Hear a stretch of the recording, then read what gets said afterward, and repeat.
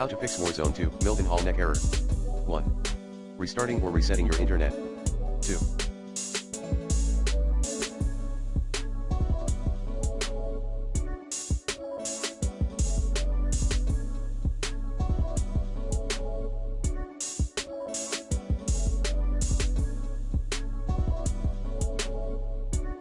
Exit and restart Warzone 2. 3. For PC players, repair files.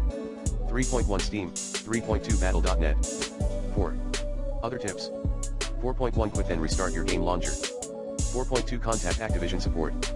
4.3 Connecting to a Call of Duty, Warzone 2.0 game, troubleshooting tips for problems connecting to an online game at http support.activision.com/warzone-2/article/connecting-to-warzone-2